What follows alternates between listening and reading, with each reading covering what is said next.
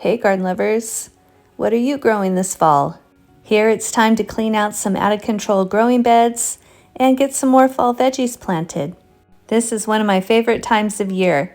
In this video, I'm going to go over our favorite varieties that we grow in the fall here in Southern California, Zone 9B, plus some growing tips. These growing beds have lots of issues, from pest infestation to some spent tomato plants. So we're going to get it cleaned up, add in some compost to add nutrients to the soil, and transplant our little baby broccoli starts. We grow 3 heat-tolerant broccoli varieties: Green Comet, Premium Crop, and Monty. And so far, Green Comet has been the best performer. We have some Green Comet seeds available in our shop, and I saw some Premium Crop transplants at Parkview Nursery. You could see here this expired tomato plant is covered in spider mites. We're almost done with our next episode in our Battling Garden Pests series that addresses how to treat and get rid of spider mites, whiteflies, aphids, and mealybugs, all those soft-bodied insects. We also have a Become an Expert chili pepper grower series, whether you like sweet, mild, hot, or super hots, where we go over every aspect of growing chili pepper plants, from seed starting to common problems.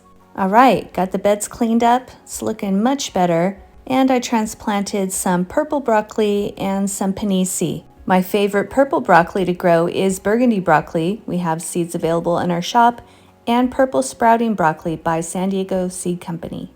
I mentioned Agnese a second ago. If you're looking for a heat-tolerant lettuce variety that grows excellent in hotter temperatures, make sure to check out our heat-tolerant lettuce trial video, where we identify the top 5 and we give the details on how to set up the microclimate to grow big, beautiful, bitter-free heads of lettuce in the summer months. We just started some more cilantro. This is Calypso. It's a heat-tolerant variety that you could grow year-round by placing a 40 to 50% shade cloth over it. And the shade cloth will offer the protection it needs from light frost as well.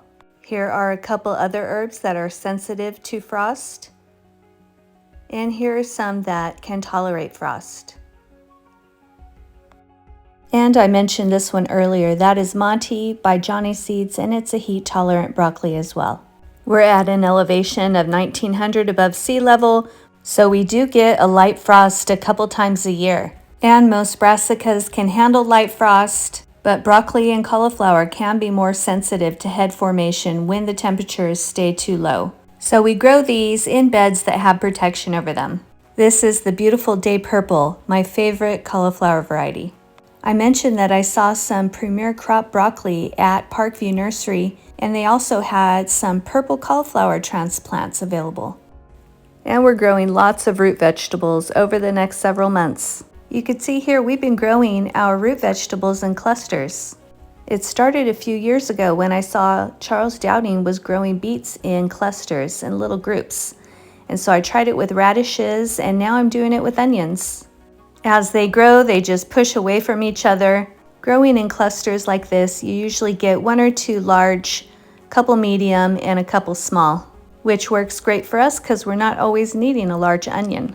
We've waited too long to harvest a lot of our onions. Some of them are going into seed, which is great because we'll be saving seeds.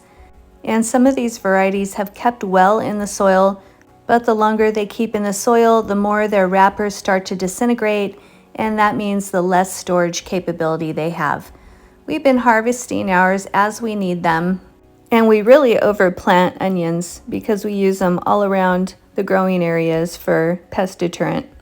What a beautiful variety. I think this is Monastrell. I had a bag that didn't have a label, so you could see the tag a few minutes ago said mystery, and now it's not a mystery anymore. They look delicious. And as I mentioned a moment ago, we're growing our radishes in groups. We're growing our carrots, our beets in little clusters. But if you want to get the biggest onions, then you want to grow them as a single, like these guys. But again, you'll still get some large onions when you're growing them in groups. They just won't be to their full potential, like this big, beautiful one.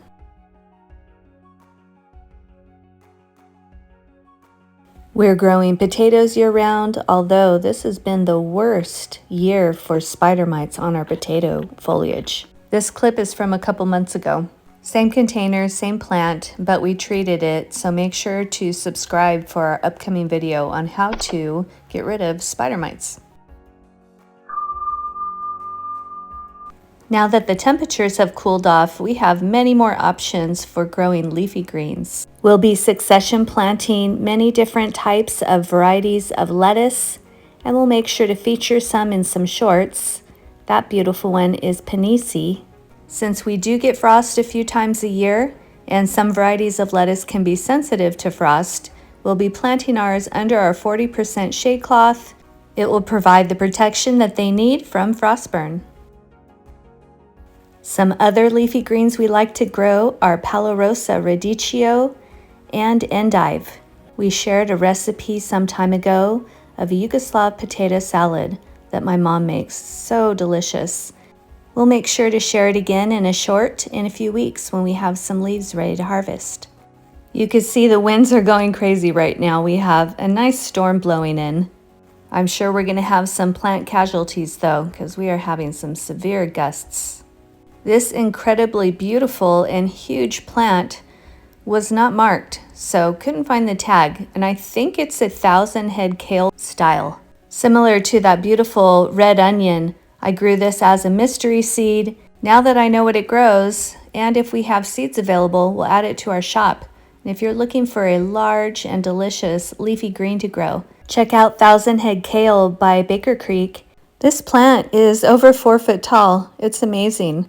We're going to start a few more of these and get more details, and then we'll add the seeds to our shop.